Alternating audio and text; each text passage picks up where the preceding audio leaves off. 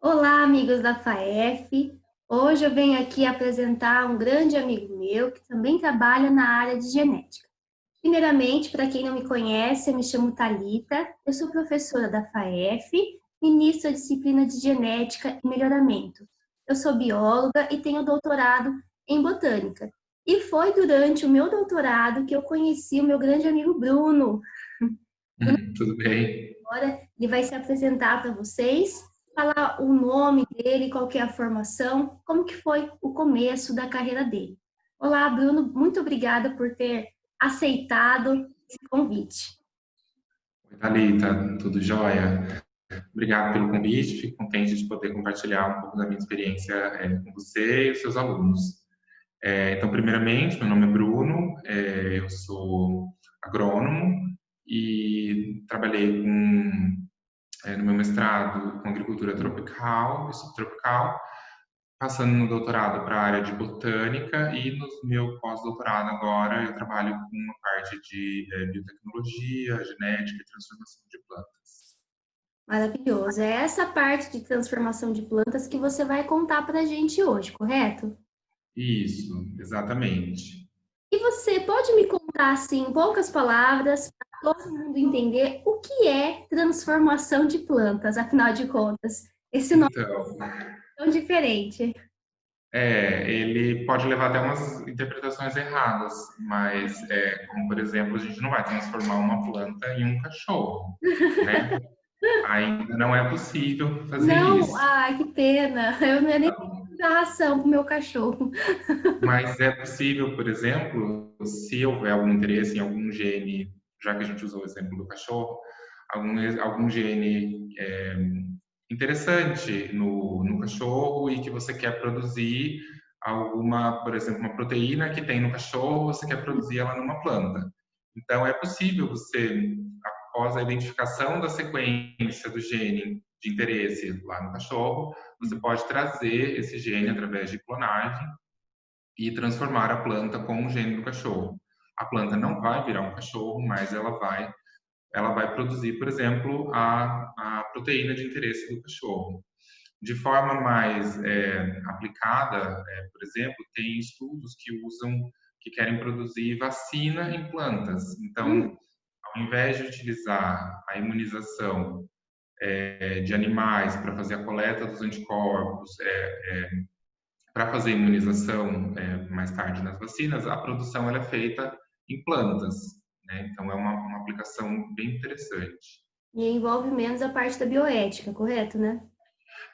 Porque hoje foge-se do teste em animais, a ética em torno dos animais ela tem crescido, ela é importante, então o bem-estar, e você recorrer a plantas é uma estratégia interessante. Que bom. Você contou para mim que preparou duas pequenas apresentações. Qual será a Isso. primeira apresentação? Então a primeira apresentação ela é a respeito da aplicação de Agrobacterium rhizogenes na produção de plantas ornamentais compactadas. Posso começar a compartilhar minha tela? Claro, fica à vontade. Então tá. Eu acho que você tem que me autorizar a compartilhar minha tela. Está dizendo Beleza. que eu não Deixa posso. se agora você consegue compartilhar. Vamos ver. Agora está deixando.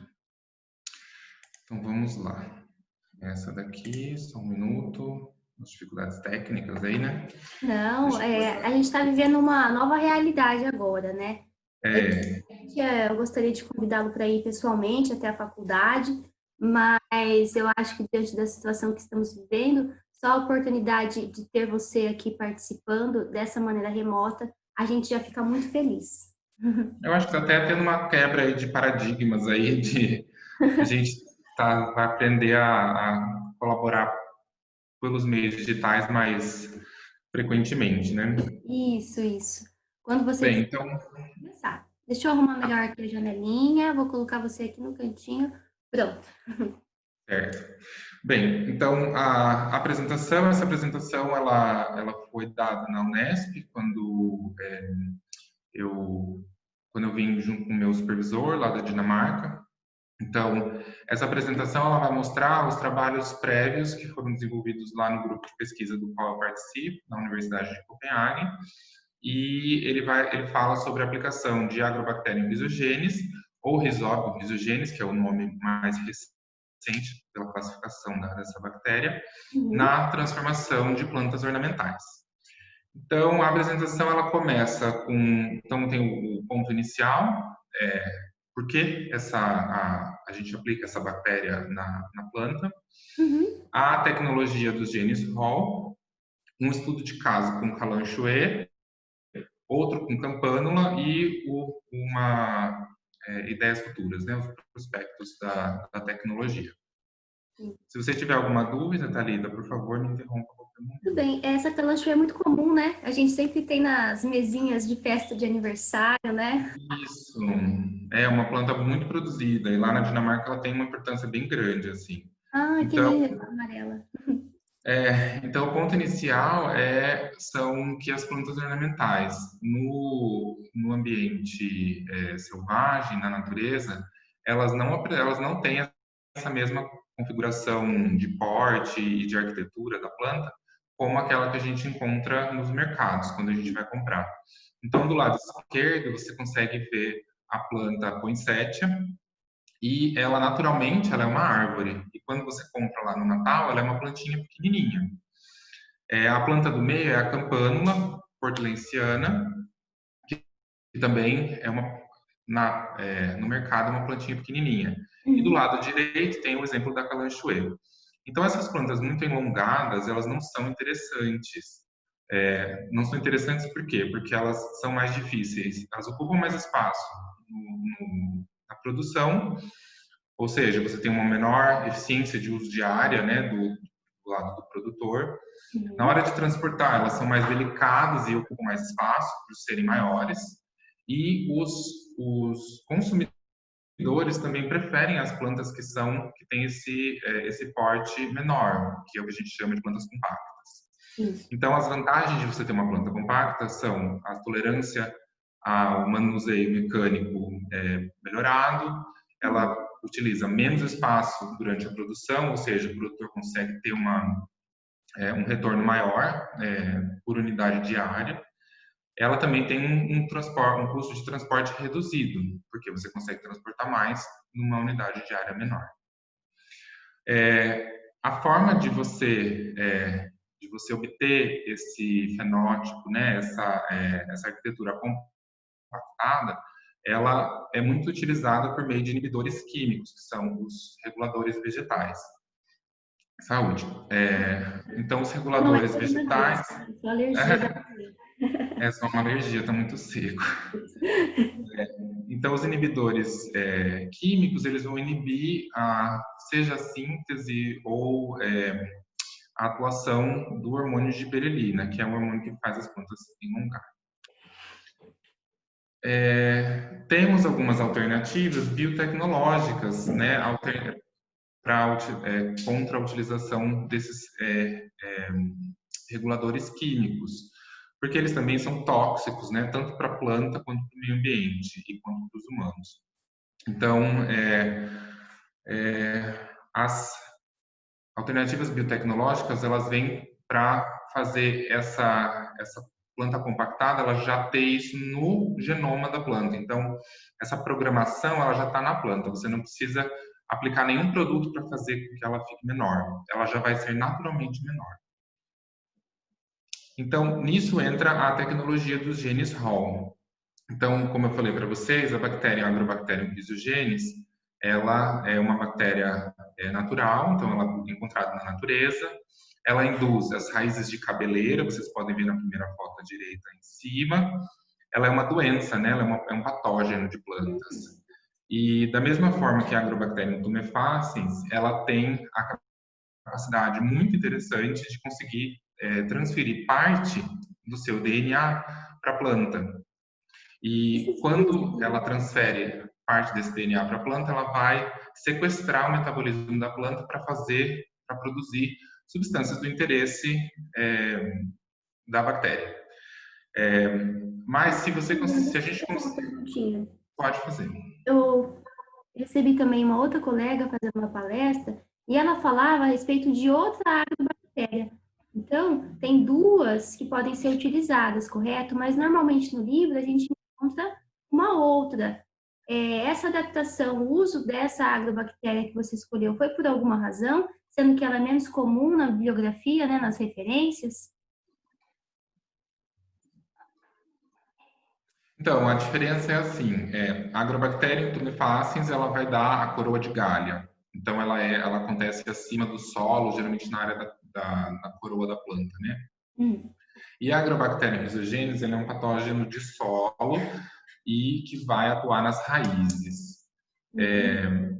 A diferença é que a Agrobacterium tumefaciens, ela foi descoberta primeiro e ela é a bactéria de escolha para fazer as transformações genéticas que vão gerar plantas transgênicas. A Uhum. Agrobacterium rhizogenes, ela tem genes diferentes da Agrobacterium tumefaciens, então são duas espécies diferentes, e ela tem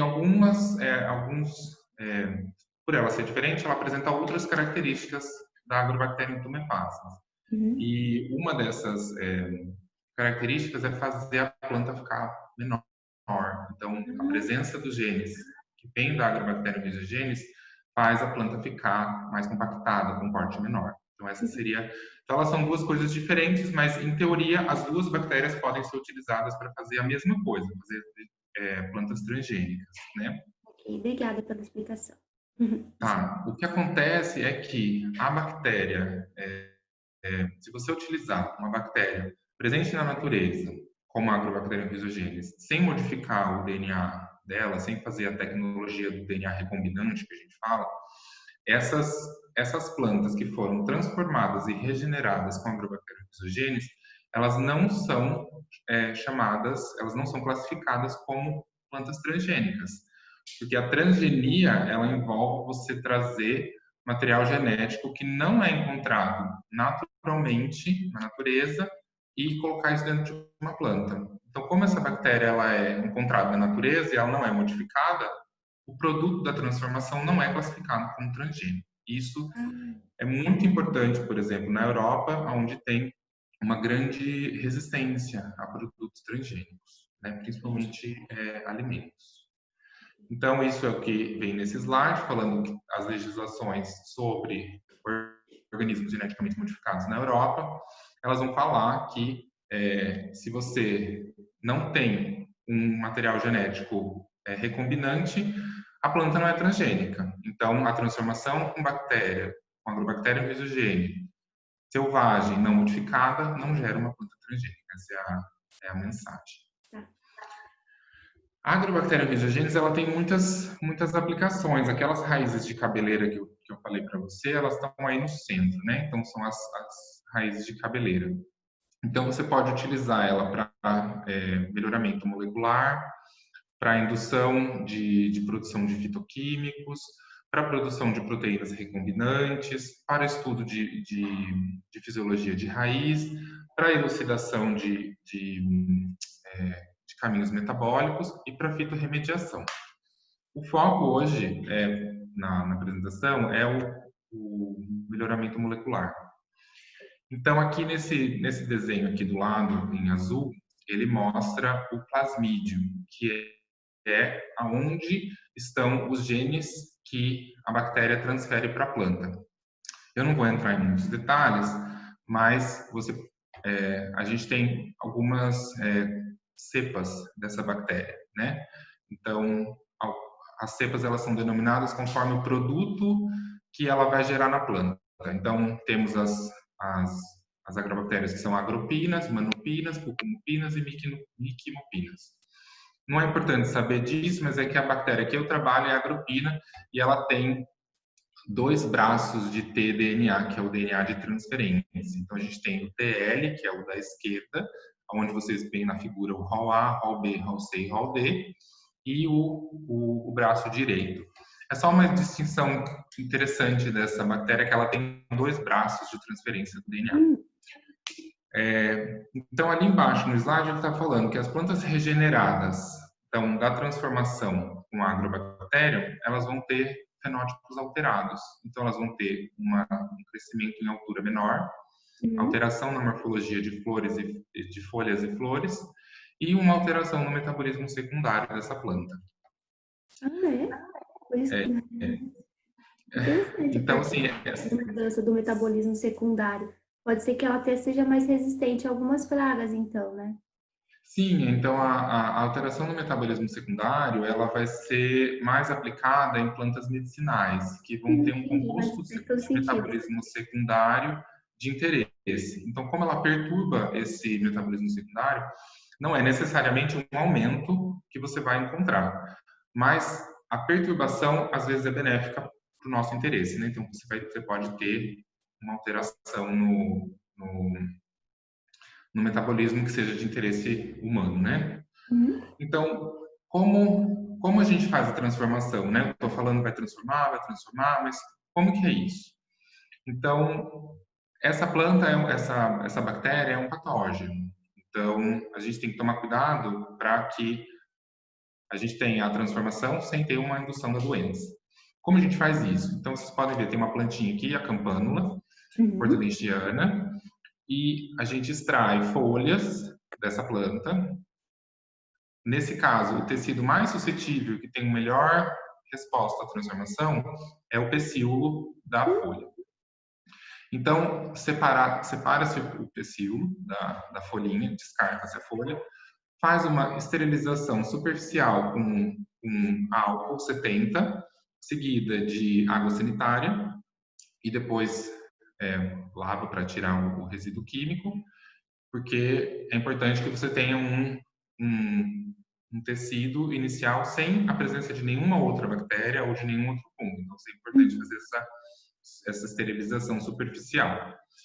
A partir daí, vamos colocar em contato esse pecíolo desinfectado com a cultura da bactéria, que está nesse Erlenmeyer aqui, nesse frasquinho com essa solução amarelada.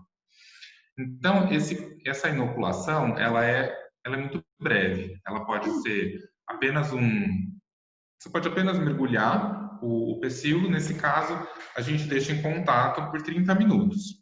A partir disso, tira o pecíolo da solução de bactéria, da suspensão, coloca num papelzinho para tirar o excesso e vai para um meio de cocultivo. Então, cocultivo é o cultivo simultâneo, então você vai cultivar o pecíolo com a bactéria.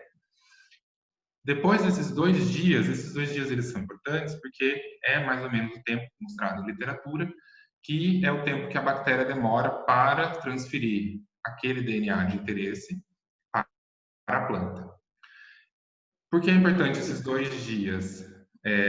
Esses 2 dias eles são importantes para ter a transferência e ao final dos 2 dias a gente tem que tratar esse pecíolo com a bactéria com antibiótico, porque é importante após a transferência do DNA que a gente mate a bactéria, porque se a gente não matar a bactéria, você vai ter o desenvolvimento de uma infecção, ela é uma bactéria patogênica, né? Uhum.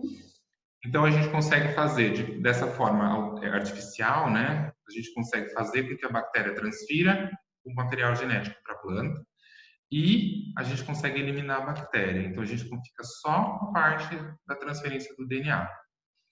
Aí lá embaixo tem ali meio de regeneração e lá na pontinha do pecíolo você vai ver que vai sair essas raízes de cabeleira, tá? Eu gostei. É bem assim, como eu posso dizer, rápido, né? Porque levando em conta, por exemplo, algumas etapas de, por exemplo, transformação não, para fazer transgênicos, são muitos anos, né? E essa etapa é uma etapa rápida até, como você disse.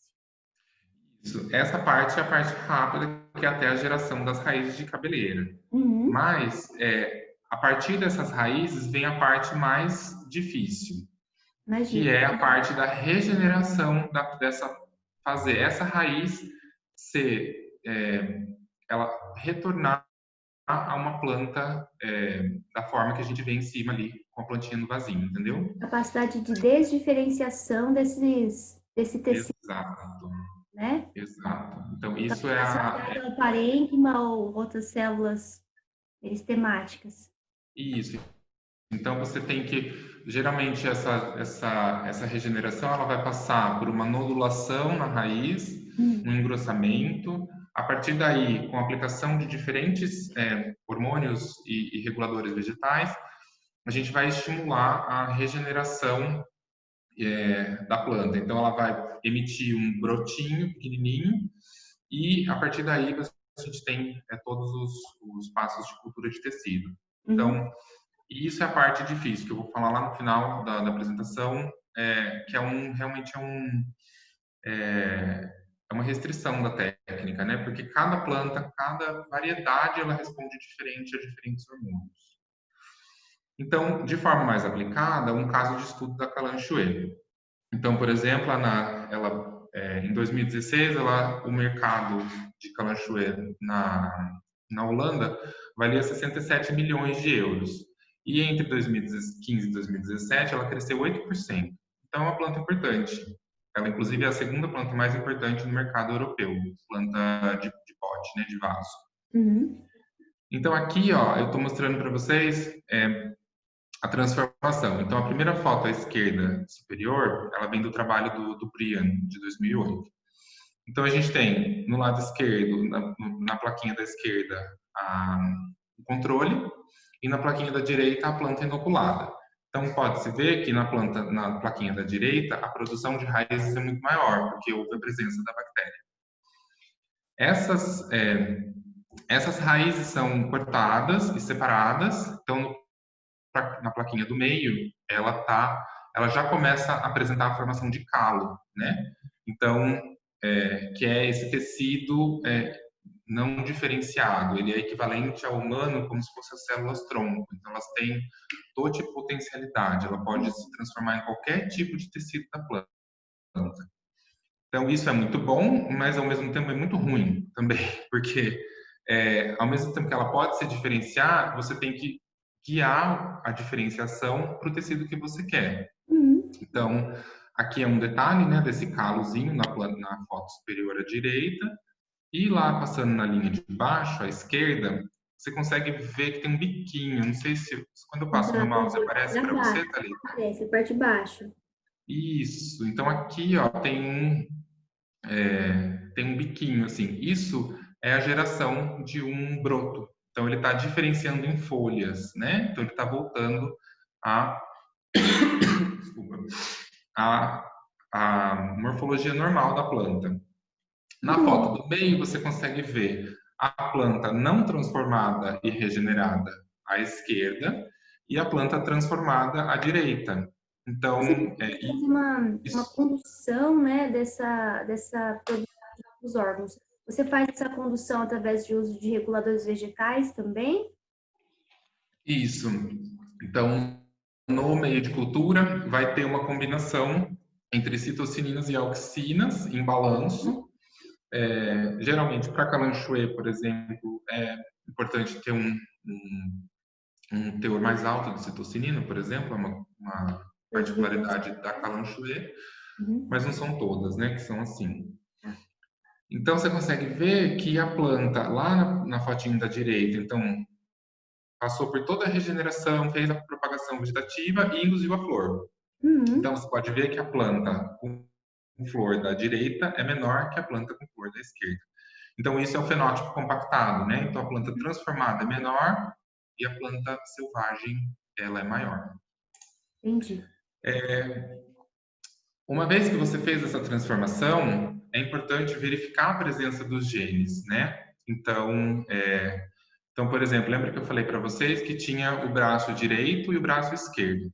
Então, isso aqui foi feito um PCR, que é uma reação de polimerase de cadeia, não sei como fala em português. Mas Pode falar em inglês, não tem problema.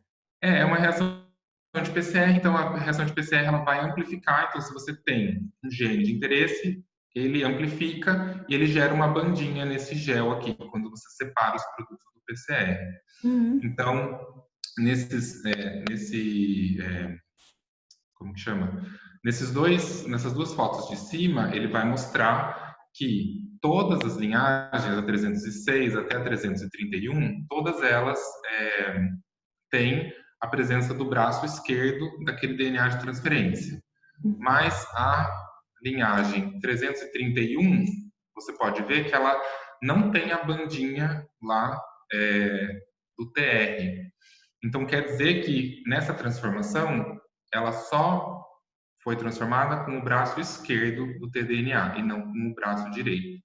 Enquanto Nossa, as outras linhagens tinham as duas. Então, é possível mostrar que a transformação é independente desses braços. esses braços, você fala que são as moléculas de DNA que são duplas na hora que eles abrem, é isso? Não, é isso aqui, ó. Deixa eu voltar aqui. Aqui, ó. Aqui você tem o braço direito, desculpa, o braço esquerdo, que tem todos esses halls aqui, hall A, hall B, hall C, hall D. E o direito vai ter esses genes relacionados à auxina e tem um outro hall B, que a gente Ah, chama tá. de hall Que B. não é o DNA nuclear, né? É o DNA de transformação. Você... Isso, é o DNA que vem do plasmídio, ele não vem do núcleo. Tá bem, obrigada. Nada, vamos lá. Outra coisa importante é você, além da presença desses genes, esses genes são expressos, porque é uma preocupação importante na transgenia e na transformação de plantas, que o gene inserido, ele também seja transcrito. Porque se Uhum. esse gene não for transcrito, você não tem a produção do fenótipo de interesse. Então, ali embaixo é um PCR diferente. Então, ele é um PCR que ele não vai buscar o DNA, ele vai sim buscar o RNA. Então, esse PCR aqui de baixo, ele mostra que o gene ROA, ele é expresso fortemente nas linhagens de 312 a 331 e de forma menos intensa na 306. Já o gene HAL-C, ele é expresso de forma mais significativa na 324 apenas, enquanto o HAL-D ele está sendo expresso na 324, 331. Isso talvez não tenha tanta importância quando você analisa o fenótipo, ele vai explicar para você o que você está observando, mas eles são análises mais profundas do que você está observando a olho nu, entendeu? Outra, como que chama? Característica interessante da presença dos genes Hall é a tolerância ao etileno, que nas flores é uma questão muito importante, porque é um hormônio que induz a senescência, então ele induz ao decaimento da qualidade da flor. Então, do lado esquerdo, a gente tem as flores expostas ao ar por 72 horas. E no lado direito, a gente tem as flores expostas ao etileno por 72 horas. O que a gente pode observar é que, quando elas estão expostas ao ar, nenhuma delas se fecha. Quando elas estão expostas ao etileno, você consegue observar que tem um escurecimento da pétala e as folhas, as pétalas começam a enrolar, ela começa a fechar. E veja que a planta controle, né, ela fecha bem mais do que as linhagens 306 e 331. Então, isso está mostrando que as linhagens que têm os genes Hall, que foram transformadas com a agrobacterium rhizogenes, elas têm uma tolerância moderada ao etileno. E isso é uma questão muito importante na área de plantas ornamentais. Outro trabalho que foi feito é o retrocruzamento, porque não só é importante você transformar essa planta, mas a transformação com Agrobacterium rhizogenes, ela já foi provada de muitas formas que ela é hereditária depois da transformação. Então, essa transformação ela não é transiente, ela é estável. Então, por exemplo, aqui na primeira linha a gente tem a Sara, a Mole e essa linhagem 331. Então, essas são as plantas mães. Aqui de baixo, ela foi feito um autocruzamento entre a 331 e ela mesma e um cruzamento, como que chama? Uma polinização cruzada entre a Sara e a 331. Então, essa é a geração F1 e a última é a geração F2. Então, é um outro autocruzamento. Então, você pode ver que a planta 331 é bem pequena, mas quando ela tem um alto cruzamento, ela gera fenótipos também que são diferentes, então ele segrega de forma diferente, né? Então aqui está falando, né, como foi feito os cruzamentos e depois a autofertilização. Para caracterizar as plantas que foram transformadas, é importante fazer a análise das características morfológicas e de crescimento. Então, por exemplo, aqui a gente pode ver que a linhagem 200, deixa eu só passar para o outro lado, a linhagem 220, né, ela tem as plantas com altura média de 10 centímetros, enquanto as outras linhagens são um pouco maiores. E tem também aqui o dia para a abertura da primeira flor, que a gente pode ver que a 220 ela está um pouquinho mais para a esquerda de algumas das curvas. Isso quer dizer que ela tem a primeira flor aberta antes de outras linhagens. O que isso quer dizer? Que ela tem um florescimento antecipado. Isso é outra característica importante, porque uma planta que demora muito para florescer, ela fica mais tempo na produção, o produtor tem um gasto maior. Então, a antecipação do florescimento é uma coisa interessante. Então, as plantas rola têm uma altura menor, conforme esperado, né? As plantas são compactas e ela não apresenta um atraso no florescimento em algumas populações, que é uma característica importante para o produtor. Não adianta você fazer uma planta bem pequenininha, do tamanho exato que o produtor quer, mas ela demora o dobro de tempo para florescer. O produtor não vai. O produtor tem um gasto muito grande para fazer manutenção naquela planta e talvez não vale a pena que chegar. Essa tecnologia não vai ser adotada. Isso. Aqui. Então, qual é o produto que se quer, né? Então, é um produto de altura intermediária. O produtor e o consumidor gostam da planta à esquerda, que é uma planta muito alta, muito enlongada, e não gosta da planta da direita, que parece uma couve-florzinha, assim, ela é muito compactada. Então, o que tanto o mercado quanto o produtor quer é essa planta intermediária, né? Um outro exemplo com campanula, né? Onde ela é muito bonita, ela tem esse tom azulado, né? Roxo. Então o mesmo processo que foi feito para a calanchoe foi feito com a campanula. Então tem a campanula portulensiana, glomerata e um clone específico lá da empresa que foi parceira nesse trabalho. Então, após 2 semanas, a gente pode ver que a planta, o controle A, controle B, a planta A transformada com agrobactéria e a planta B transformada com agrobactéria. Então, você vê que, ao longo do tempo, os controles não exibem a formação de raízes nas pontas, né? Porque não tinha a presença de bactéria na inoculação dessas plantas. Enquanto esses pratinhos ao lado direito, eles já começam a mostrar a formação das raízes, né? Que indica a transformação. Então, lembra que eu falei para vocês que tinha o uso de reguladores vegetais? Então, na campanula portulensiana, não foi possível regenerar as plantas após a transformação.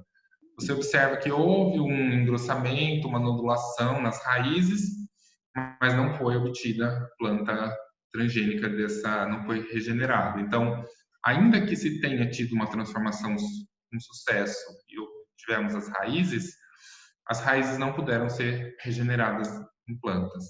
Enquanto na campanula glomerata, uma combinação de CPPU, que é uma auxina sintética, uma citocinina sintética, e o ácido naftaleno acético, ele gerou a regeneração das plantas. Olha aqui nessa fotinha D, que tem uma folhinha, entendeu? Então, voltou a ser uma planta.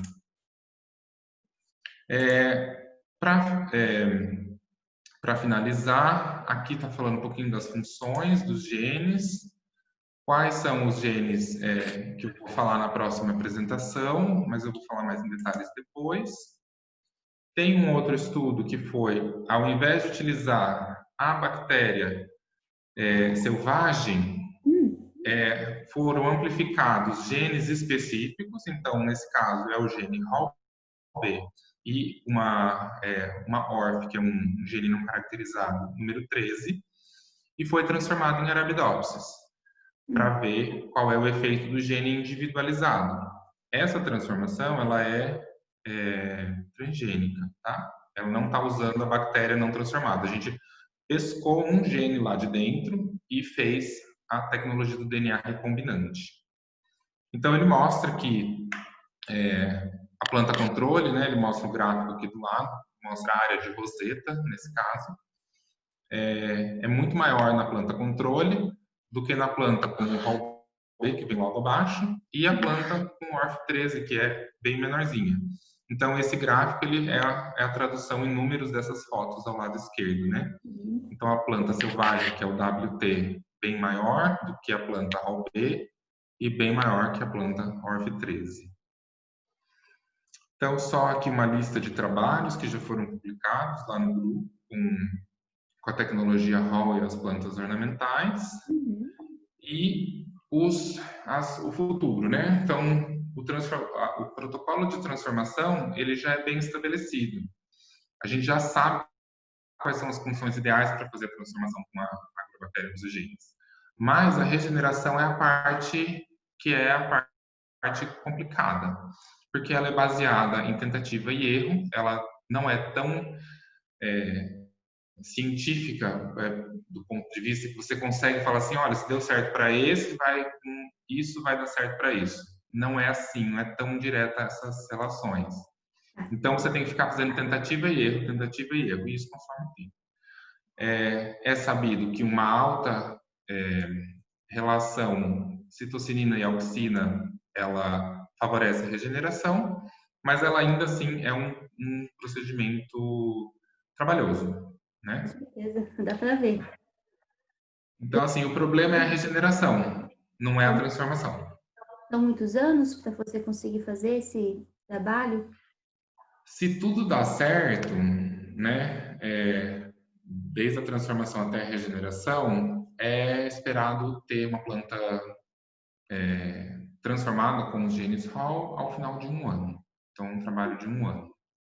Então, dentro da ciência, pensando, comparando com alguns procedimentos, é relativamente rápido. Não que não seja tão... Se dá certo, mas aí se você tem problemas na regeneração, esse tempo ele vai sendo estendido, né? Claro, com certeza. Muito Bem, interessante, Bruno. essa era a primeira apresentação, que era assim, mais introdutória a respeito do que são os genes HAL, onde como essa tecnologia já foi utilizada, e um fator importante que eu acho que a mensagem interessante é que as plantas transformadas com a bactéria, Agrobacterium rhizogenes selvagem, elas não são transgênicas, né? Elas não caem na legislação de produtos transgênicos. Legal. No seu laboratório, todos trabalham com plantas ornamentais, sempre com calanchoe ou algumas outras variedades? Me lembro que o experimento era lindo, né? Você trabalhava quando você estava com o experimento, o laboratório ficava maravilhoso, né? Sim. Tudo mais na Dinamarca. Então, o foco lá tem sido muito nas plantas ornamentais, porque tem um mercado, tem parceiros que têm interesse, então ela tem uma relevância. Mas cada vez mais a gente tem ido para o lado de plantas ou medicinais ou de grandes culturas. Por exemplo, a canola já foi transformada com essa bactéria e tem um fenótipo interessante, mas como as plantas ficam compactadas, isso é um fenótipo interessante para as plantas ornamentais. Mas se você tem uma planta, uma grande cultura, você não quer que sua planta fique menor e menos produtiva, né? Então tem que ter um cuidado na hora de transferir essa tecnologia para plantas de interesse alimentar ou de biodiesel, por exemplo. Você sempre trabalhou com espécies ornamentais desde a da sua graduação? Como que você escolheu atuar nessa área de plantas ornamentais? Eu acabei sendo levado assim a essa área por eu ter feito meu primeiro estágio antes ainda de entrar na faculdade. Eu fiz um curso técnico e eu trabalhei numa consultoria agrícola lá em Olambra. E isso mostrou para mim que as plantas hortícolas e ornamentais, a horticultura em geral, ela é uma área de muita relevância, tanto na área alimentar quanto na área de ornamentais. Então, acabou sendo a área que eu fiz antes de entrar na faculdade, e quando eu entrei na faculdade eu continuei pesquisando essas plantas ornamentais. Antes eu trabalhava mais com a área de pós-colheita, e agora eu trabalho mais com a parte da biotecnologia associada à pós-colheita. Eu tenho alguns alunos que são da engenharia florestal. Você tem visto trabalhos relacionados à transformação de plantas com espécies como, por exemplo, o eucalipto? O eucalipto ele tem uma parte de biotecnologia mais direcionada a, óbvio, né, a produção de madeira e celulose. Eu não tenho muito conhecimento assim de quais foram as transformações já feitas, mas, por exemplo, agora aqui em Botucatu tem a Suzano, e eles já têm algumas linhagens que produzem mais celulose, por exemplo. Mas essa abordagem ela vai ser transgênica. Então foi transferido um gene de produção de celulose, ou que tem ali algum passo da produção de celulose que seja limitado. Se você insere esse gene ali, você tira esse limite, você tem uma produção maior. Então eles já têm testes de algumas variedades utilizando genes que vão aumentar a produção de celulose. Interessante. Eu vi que uma das partes mais difíceis de trabalhar com espécies como eucalipto é o tempo, né? A duração desses experimentos por ser uma espécie arbórea, né? É uma outra realidade em relação ao tempo. Possivelmente um experimento não deva demorar apenas um ano, como nas ornamentais, não é mesmo? Não, talvez até a transformação seja uma, num tempo semelhante, mas a avaliação talvez seja mais longa, porque você vai ter que esperar um tempo maior para avaliar. Existem alguns marcadores de produção de celulose ou de produção de lignina, que seria mais a madeira, a produção de madeira para construção ou estrutural, Uhum. que podem indicar que aquela planta transformada tem um potencial de ter uma boa performance quando for para campo. Então, isso já é uma forma de você diminuir o número de linhagens que você vai avaliar em campo. Isso não vai reduzir o seu tempo de avaliação, mas vai diminuir o número de linhagens que você tem que avaliar. Então, literalmente é procurar uma agulha no palheiro quando você faz a transformação, porque você não sabe aonde o gene vai ser inserido, se ele vai atrapalhar a expressão de outros genes, mas com essas análises moleculares prévias, você consegue, sei lá, de 1000 clones que você tem, você consegue reduzir para 100 ou 50. E Otimiza aí bastante o tempo do pesquisador, na verdade. isso, você otimiza o processo. Uhum. Muito legal, Bruno. Você agora falou que vai apresentar uma outra parte do seu trabalho que você tem realizado ao longo desses anos que nós nos conhecemos. Nós nos conhecemos em 2011, se não me engano, né? No doutorado, você já estava no doutorado, né? Você teve a oportunidade de fazer muitas pesquisas no exterior. Atualmente você está em Botucatu, fazendo parte do seu pós-doutorado, e depois você vai voltar para a Dinamarca novamente, correto? Correto. A segunda Corretíssimo. apresentação está relacionada ao seu pós-doutorado, correto? Isso foi quando eu fui a segunda vez lá para a Dinamarca, que eu encerrei esse projeto no ano passado. Então, muito se sabe das transformações com agrobactério selvagem, não modificada, o que ela faz no fenótipo. Ela diminui o porte da planta, ela pode alterar um pouco a sensibilidade ao etileno, mas poucos são os trabalhos que têm um foco mais molecular detalhado sobre os genes. Porque, como eu mostrei para vocês, no DNA de transferência não vai um gene só, vão vários genes. E o meu trabalho de pós-doutorado ele veio para identificar e explicar alguns dos papéis específicos de cada um desses genes no fenótipo compactado das plantas. Então, lembra que eu mostrei, né, que o DNA ele tem Os dois braços. isso, tem o braço esquerdo e o braço direito, mostrando o braço esquerdo, que é o braço que tem mais importância, onde tem os genes que são mais conhecidos e que são realmente responsáveis por aquele fenótipo que a gente observa. Na verdade, então a gente tem a diferença entre uma ORF e um gene. Ambos são sequências que são capazes de gerar uma proteína. A diferença entre eles é uma ORF é uma sequência que tem um potencial de gerar um produto, mas que não foi caracterizado.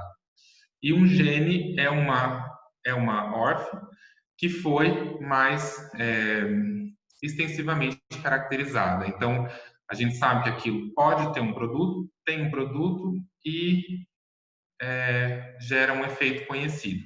Então, é basicamente uma distinção entre a quão bem caracterizado. Ai, desculpa, tá muito frio aqui. Também tô toda hora limpando aqui o nariz, porque o tempo é seco, né? Então, qualquer espirro a gente acha que tá contaminado. Coronavírus, né? Até bom estar longe, né, nesse caso. Bem, então, assim, é só uma representação dessa borda esquerda, desculpa, desse braço esquerdo, que ele tem 4 genes conhecidos, o HAL-A, HAL-B, HAL-C e HAL-D, mas ele tem 18 sequências gênicas que podem ter um produto que afeta o desenvolvimento das plantas.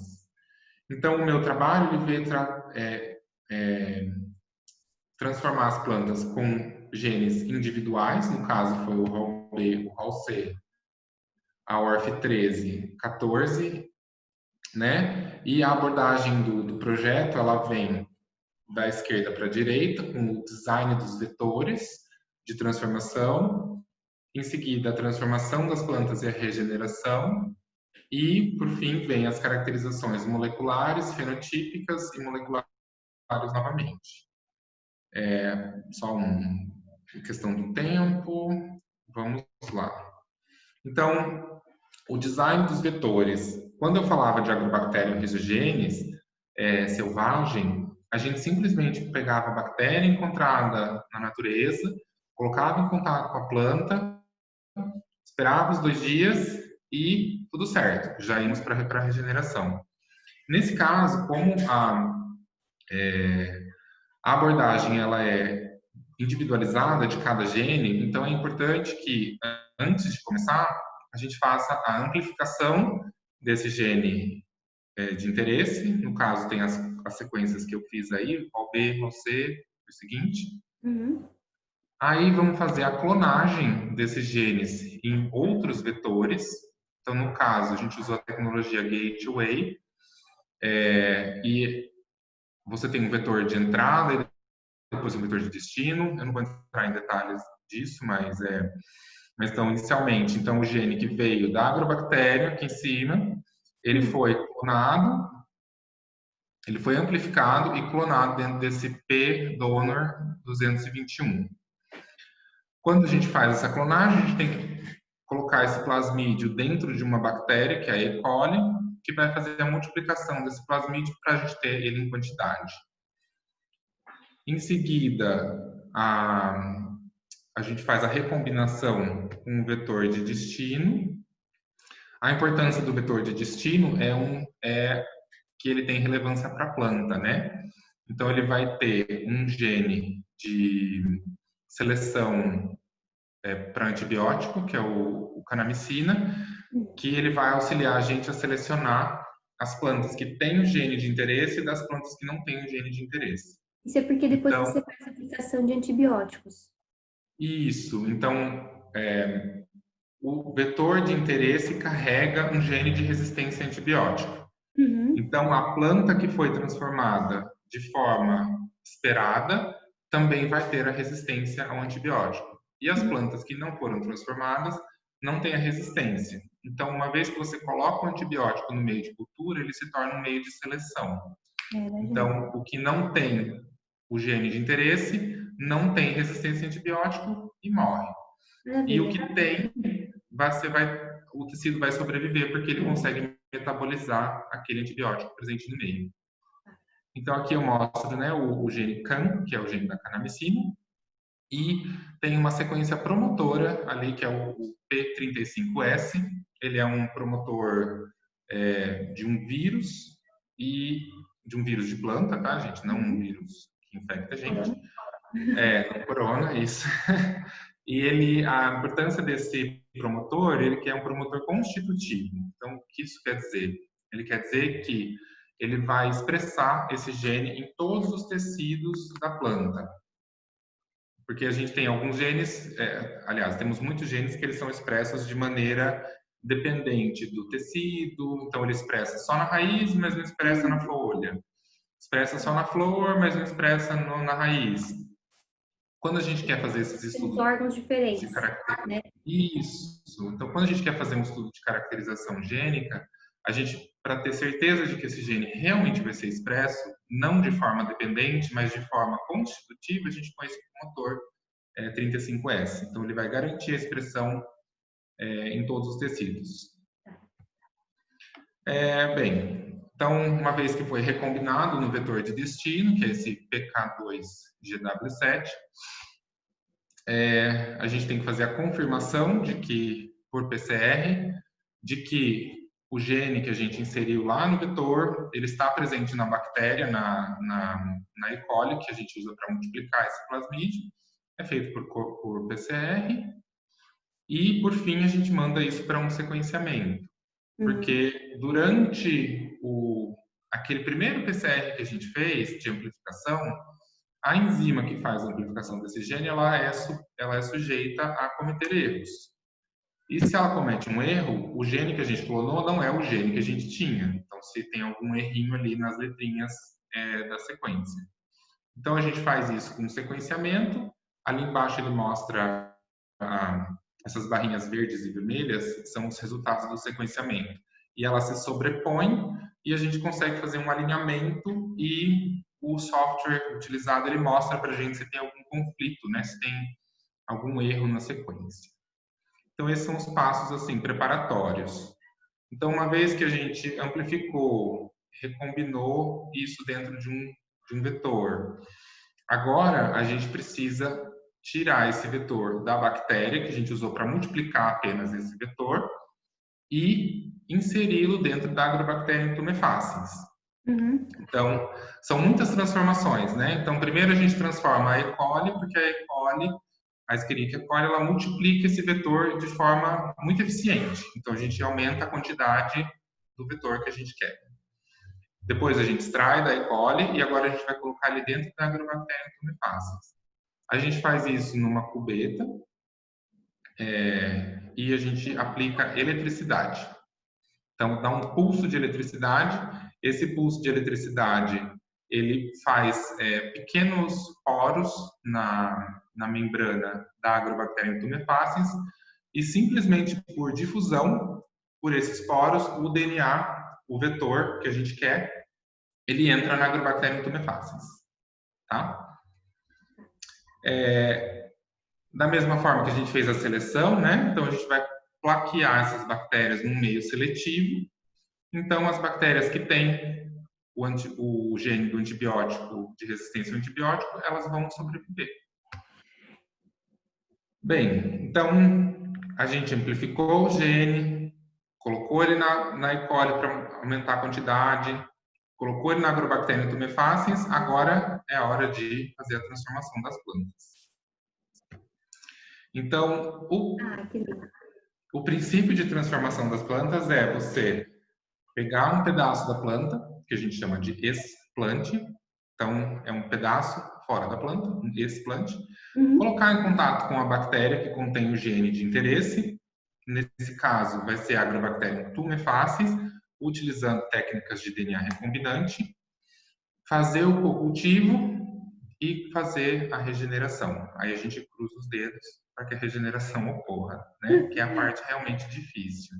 É a parte aqui da ciência que a gente tem que ter fé, né? Porque se isso não funciona, a gente tem que pedir para Deus também que esse momento aconteça, tudo certo. Às vezes tem que ser uma combinação de hormônios e reza, né? Para É. realmente. E muita técnica. Então, os materiais que eu utilizei foram duas espécies de calanchoe, uma glossiodiana, que é a plantinha que a gente encontra no mercado aqui, de relevância ornamental, e a calanchoe pinnata, que é uma outra espécie de calanchoe, e ela tem potencial ornamental e ela também tem alguns metabólitos secundários. Por exemplo, na Índia e aqui no Brasil, ela é utilizada para tratamento de leishmaniose. Então, a gente tentou, então, você tinha perguntado, né, Thalita, se a gente trabalha só com plantas ornamentais. Então, a gente sim trabalha com plantas ornamentais, mas a gente tem expandido para a área de medicinal ou de grandes culturas. Então, o processo de transformação, conforme eu falei para vocês, no caso da campânula, lembra que era pecíolo? No caso da Uhum. calanchoe, é folha, o tecido mais responsivo, né, que tem maior é, resposta à transformação. Então, ali do lado, você pode ver dentro desse pote de vidro aí, numa Uhum. câmara de fluxo, que é um ambiente estéreo, ela foi, como que chama? Esterilizada superficialmente. Então, aqueles dois passos de exposição ao etanol e à água sanitária, ao hipoclorito. Não tem ultravioleta aí nessa câmara. Não, não tem. A gente faz a esterilização dela, uma que o ar que passa nela é esterilizado por filtros e as superfícies são esterilizadas com álcool 70 antes da utilização. Aí do lado a gente vê o processamento dos explantes, né? Então, coletamos as folhas, esterilizamos no segundo passo e agora vem o corte dos explantes em quadradinhos de 1 centímetro quadrado. Aí, essa solução meio avermelhada, acastanhada, é a solução da bactéria. Então, as plantas, os explantes, os quadradinhos de folha foram inoculados por meia hora, aí eles são colocados em cima de um papel para tirar o excesso e transferidos para o meio de cultivo, que é o meio onde vai ter planta e bactéria. Depois de um tempo, a gente faz, depois daqueles 2 dias, né, faz a lavagem dos explantes com antibiótico, um antibiótico de amplo espectro, o qual a bactéria não tem a resistência a esse antibiótico, então ele vai ser um terceiro antibiótico aí que a gente vai utilizar. E a gente tem alguns resultados. Então, esse primeiro resultado é um resultado não esperado, quando a lavagem dos explantes não foi efetiva e a agrobacterium cresceu um pouquinho mais. Essa partezinha branquinha em volta, abaixo do explante, é um crescimento exagerado da bactéria. Hum. Outro resultado é quando não houve a transformação. Lembra que eu falei que a gente coloca um antibiótico no meio e esse antibiótico é tóxico para a planta. E em ele sendo tóxico para a planta, ele mata a planta. Mas, quando acontece a transformação, a planta transformada, ela exibe uma resistência ao antibiótico. Então, ela consegue proliferar no meio de cultura na presença do antibiótico. E aí a gente mostra as calosidades, né, que é o tecido não diferenciado, e onde tem folhinha é onde tem os brotinhos já, que a planta já começou a regenerar uma planta novamente.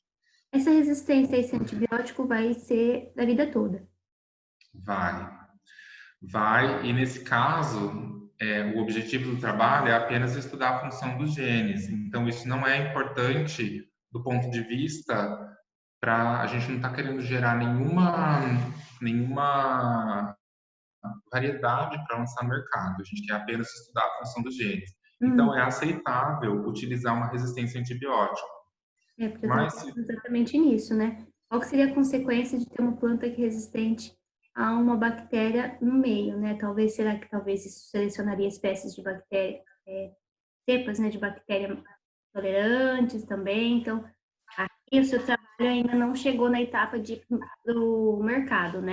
Apenas É, de... e ela nem vai para o mercado, porque se você for pensar do ponto de vista de avaliação de variedades transgênicas para lançamento no meio ambiente, ela não vai poder ter uma resistência a antibiótico, porque se por algum acaso essa resistência a antibiótico ela é transferida para algum outro patógeno, a gente pode gerar um patógeno super resistente. A chance disso acontecer é tão baixa, mas a gente não pode correr esse risco, nem que a chance seja mínima, né? Uhum. Então, isso jamais seria aprovado. O que acontece quando você vai querer gerar uma variedade para lançar no mercado, ao invés de utilizar uma resistência a antibiótico, você vai inserir uma resistência a herbicida. Então, o mecanismo de seleção seria por herbicida. Ah, tá. Bem, aí seria Que muito é o que bom. acontece, por exemplo, se você for pensar na soja resistente ao Roundup, ela vem com um gene de resistência a herbicida, né? Então, é uma planta resistente a herbicida, não é um antibiótico. Ah, sim. Aí Então, seria aí para os próximos controlar a passos. sequência, né? Isso, com certeza. Uhum. Aí, então, aquela plaquinha com os pequenos brotos, né? Eles vão desenvolvendo um pouquinho mais, você corta eles desse calo, então ele mostra ali na fotinho à esquerda superior, Uhum. transfere ele para uns potinhos um pouco maiores, porque agora a planta ela não está mais naquela placa, até o desenvolvimento de raízes. Quando você tem o desenvolvimento de raízes, as plantas podem ser transferidas para o solo novamente, nesse caso. E aí vem a caracterização molecular, porque ainda que a gente tenha, por exemplo, o gene de resistência ao antibiótico, você aplica uma seleção, não necessariamente aquela planta que regenerou, ela tem o gene de interesse, ela pode ter sido um escape, que a Uhum. gente chama. Então é importante fazer a verificação da transgênese, e ela é feita por PCR, que tem como alvo o gene de interesse. E a gente tem uns genes de referência para ser utilizados como controle, que é como controle interno da qualidade do DNA que você extrai dessa planta. Uhum. Então, aí aqui a gente pode ver os géis de agarose que foram onde aparecem os produtos dos genes. Então, no primeiro gene, no primeiro gel aqui, o a parte de cima é o gene HOL-B, então a gente tem duas linhagens positivas e tem duas linhagens controle, WT são as linhagens selvagens. Então, embaixo a gente vê só um exemplo aqui dos controles de reação, por exemplo. Então, a gente tem um controle de água, que ele tem que voltar sempre em branco, sempre negativo. Então, ele vai mostrar que a água que você utilizou na reação, ela estava limpa, ela não tinha contaminação nenhuma. A gente tem o A4, que é o plasmídio, que tem todos os genes HOL, que é da bactéria não modificada. Então, ele vai ser com certeza o nosso controle positivo. O gene de referência que eu falei para vocês, que nesse caso era a actina, então a actina está presente em todas as amostras de planta, que nesse caso são WT12, B1 e B2. Então ele está presente em todas. Mas o gene HOL-B ele não está presente nas plantas selvagens, ele está apenas presente nas plantas transgênicas. Só uma breve explicação do gel aqui. Uhum. Então todos os genes que foram transformados e os PCRs que foram feitos. Anteriormente a Kalanchoe blossfeldiana e aqui a Kalanchoe pinnata. Então, por exemplo, cada uma dessas plantas a gente transformou, por exemplo, então aqui, ó, HOL-B, Kalanchoe blossfeldiana, foram transformados 300 explantes e apenas 2 linhagens a gente conseguiu transgênica. Então, a eficiência de transformação ela é baixa e ela é naturalmente baixa. Então, por isso que a gente tem que aumentar o número de transformações para conseguir algumas linhagens positivas. Então, após a caracterização molecular, então aí a gente conseguiu provar que a planta transformada contém o gene de interesse. Então, apenas as plantas que contêm o gene de interesse vão para a caracterização fenotípica. Então, a caracterização fenotípica, no caso da Kalanchoe, ela é feita por propagação vegetativa ou propagação clonal. Então, uma estaquinha da planta é cortada, colocada no solo, né, e cultivada até um estágio de 3 folhas abertas. E estufa diferente, Bruno, toda escura, é por conta da iluminação ou porque lá é frio? Então, nesse caso, Thalita, é para indução floral. Lá na Dinamarca, a gente tem uma época do ano que a gente tem uma quantidade de luz muito grande, um dia muito longo. Então, amanhece por volta acho que das 4 horas da manhã e o sol vai se pôr às 11 horas da noite. Ai, meu E Deus. no caso da Kalanchoe, para a gente fazer a caracterização fenotípica, nós precisamos induzir a floração. E nesse caso, é com o dia de duração de 10 horas e a noite de 14 horas. Então, a gente chama isso de planta de dia curto, né? Então, nesse caso, a gente fecha as cortinas da estufa, criando um ambiente Isolado. escuro. Aqui no caso, então a gente simula a noite, né? Aqui no caso, além do ambiente escuro, é importante que as plantas não tenham uma iluminação durante o dia muito intensa e a temperatura controlada. Então, praticamente a estufa passava o dia todo fechado para controlar a temperatura. Tem um ar-condicionado, né, aí dentro dessa estufa para manter a temperatura, se não me engano, eu acho que era em torno de 20 graus. Então, se as cortinas estivessem abertas, o sol esquentava demais e não conseguia controlar a temperatura. Uhum. Então, aí a estufa automatizada, ela fecha as cortinas e liga as luzes. Bom, maravilhoso, eu gostei muito dela. E Parece aqui do lado tem, aqui embaixo, as análises biométricas. Desculpa, não entendi. que eu achei muito legal. Era super bacana. Tipo, às vezes você estava dentro da estufa, ela começava a fechar, assim, era bem interessante. E as análises biométricas que foram feitas. Então, a altura da planta, o diâmetro, o número de folhas, número de brotações. Uhum. Aí, então, aqui a gente pode observar que, por exemplo, na parte de cima, a gente já consegue ver que a planta selvagem, que é a WT aqui do lado esquerdo, Hum. ela tem mais flores do que todas as linhagens à direita. E olhando com um pouco mais de detalhe, é possível ver que a morfologia da flor ela foi alterada de forma diferente de acordo com o gene que foi inserido, né? Então a gente tem aqui na flor selvagem à esquerda a corola é fundida, então você tem um tubinho assim e aí abre as pétalas em cima.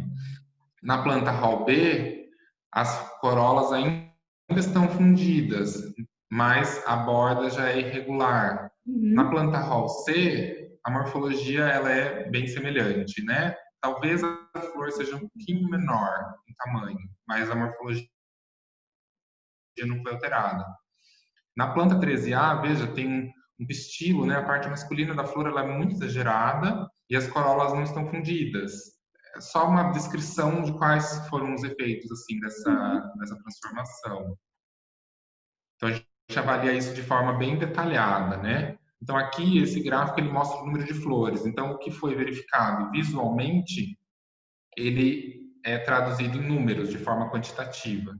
Então nesse cantinho aqui a coluna mais à esquerda é a selvagem. Então essa planta deu em torno de 450 flores, enquanto todas as outras linhagens têm um número de flor menor do que a planta selvagem. O que, de forma geral, é esperado porque você tem uma planta menor. Então, se você tem uma planta menor, espera-se que ela produza menos flores. Então, a avaliação anterior ela era de forma uma foto geral e aqui a gente extraiu as flores, né, de cada uma das linhagens. Então, tá vendo a flor normal fundida, no hall B ela está separada, na hall C ela é normal. Você tem essa corola lobada, né? Ela é toda irregular, ela não tem essa margem uniforme.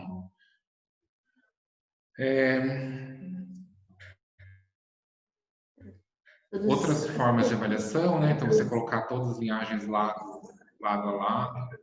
Essa produção das pétalas, no final, acaba sendo da corola, né? Se ela é caripétala, gamopétala, é o que, na verdade, o consumidor mais se importa, né? É o que chama mais o consumidor do que, às vezes, o formato da folha, né? Então, por isso que eu acho Com que é a certeza. avaliação mais importante do seu trabalho. Aí aqui na calanchoe pinata é a mesma avaliação, que é a outra espécie, aquela de interesse medicinal que eu havia mencionado. Então há uma redução na altura das plantas. Então a gente tira a foto de lado, foto de cima, a gente tem que documentar isso muito bem para a gente poder contar essa história depois na forma de um artigo, né? Então é importante o planejamento da coleta de dados, o que você quer coletar de dados, por que é importante você coletar esses dados. Infelizmente a gente não consegue coletar todas as informações da planta, então a gente precisa selecionar e otimizar a coleta de dados.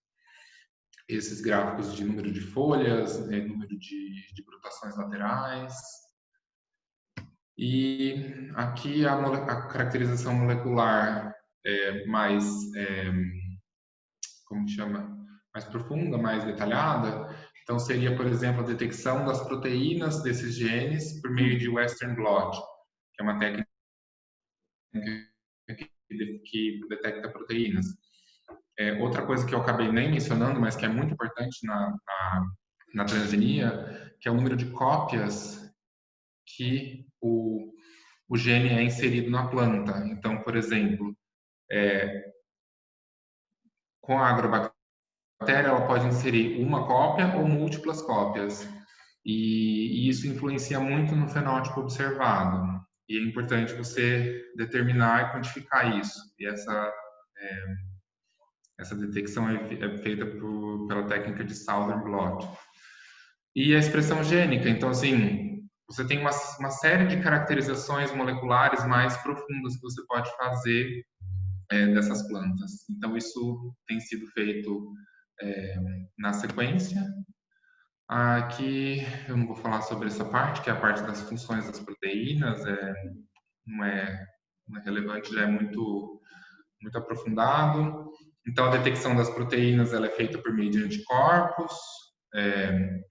Então, isso é feito em coelho, por exemplo, e aí você aplica o anticorpo numa membrana e ele vai detectar se tem ou não a presença da proteína.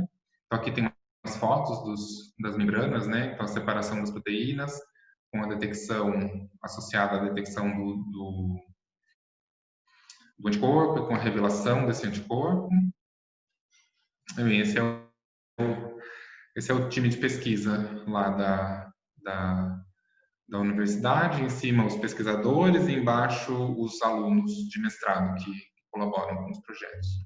Muito legal, Bruno. Bastante informação você obteve, né? Com certeza vão gerar muitos artigos interessantes. Se Deus quiser, né? Se Como Deus que eu quiser. paro aqui agora? E que você consiga colocar, então, depois esse material para o mercado, né? Consumidor. É o que é mais ver a aplicação do seu trabalho que é interessante, né? Eu acho que a gente podia, antes de concluir a nossa pequena palestra, né, online, eu queria perguntar assim para você. Você acha que todas as plantas podem ser transformadas, as monocotiledôneas, dicotiledôneas? Tem algumas diferenças entre as transformações desses dois tipos de planta? A priori, as dicotiledôneas são as plantas que são suscetíveis à infecção de agrobactéria, tanto tumefaces quanto pisogênias.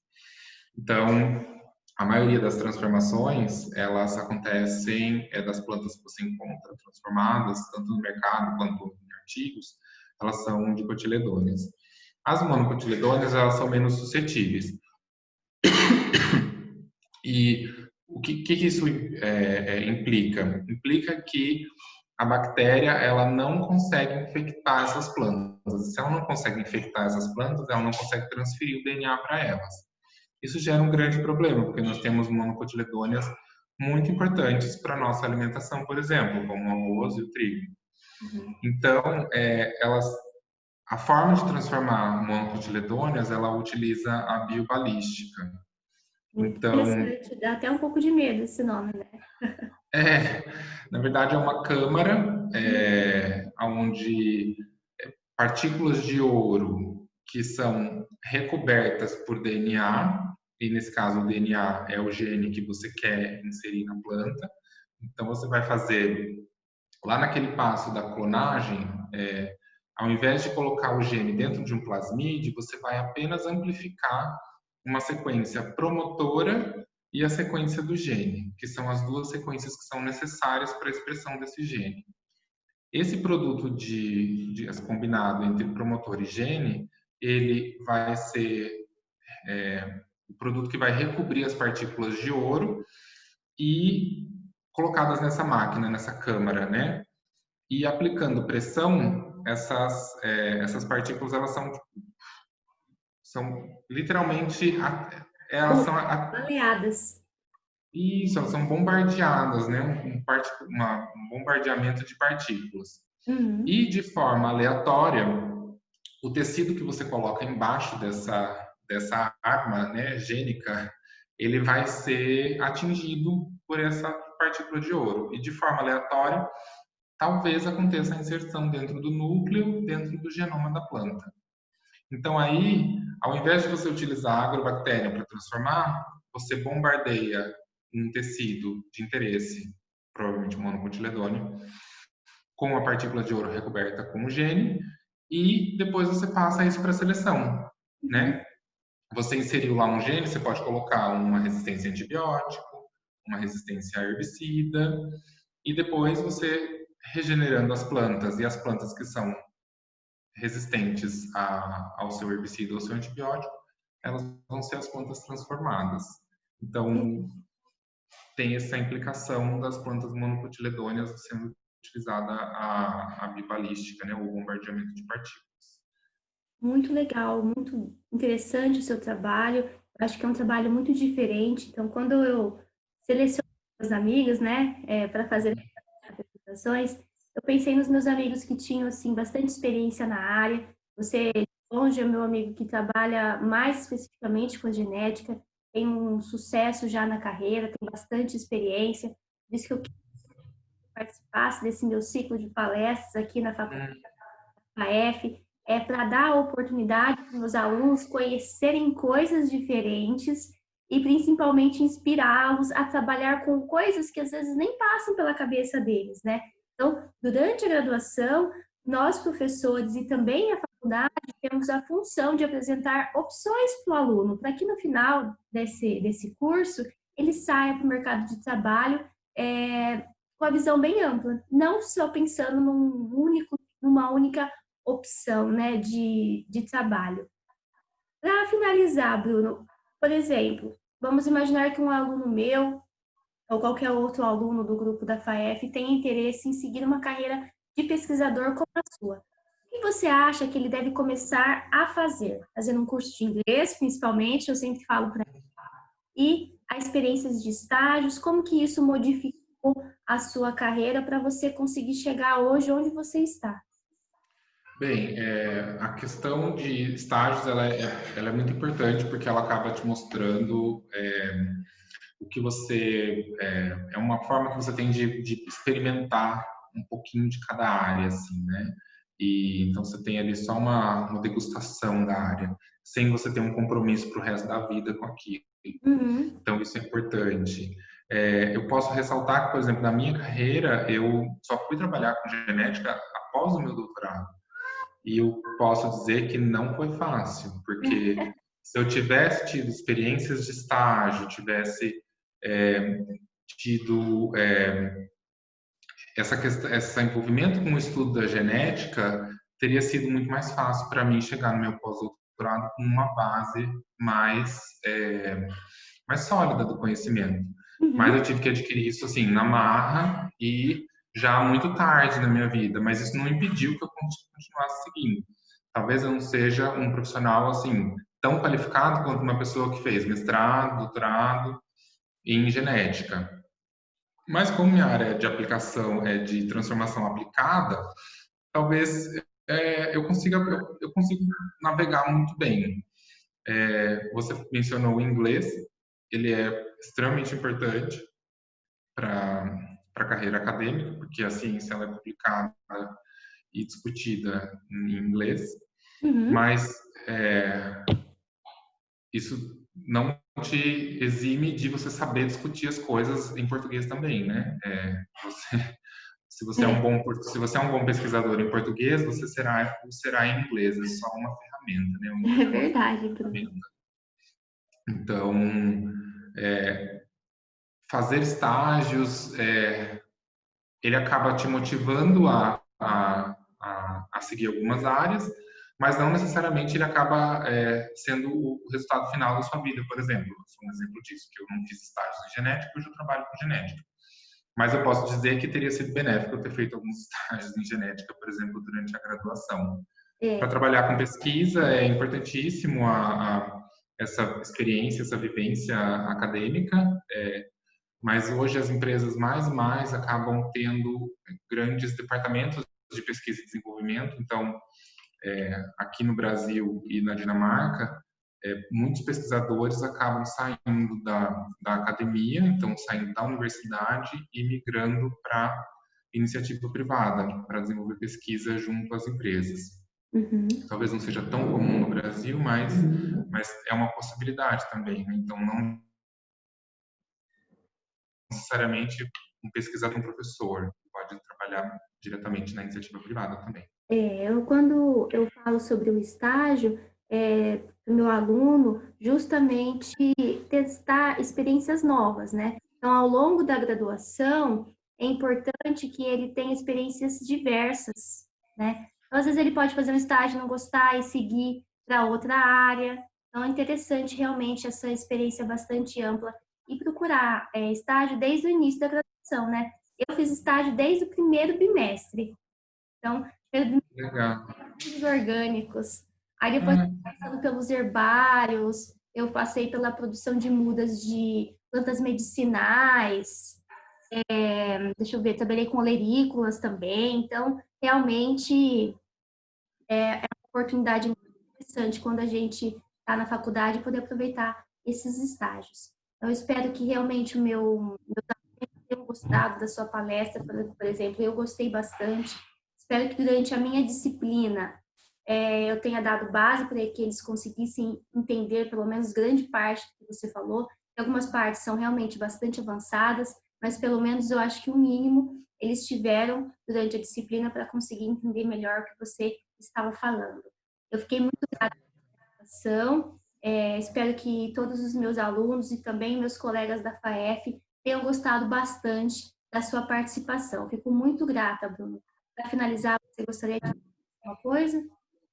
eu agradeço, Thalita, a oportunidade. Eu espero que tenha jogado luz assim em áreas que os alunos talvez não conhecessem. E obrigado pelo convite. Muito obrigada.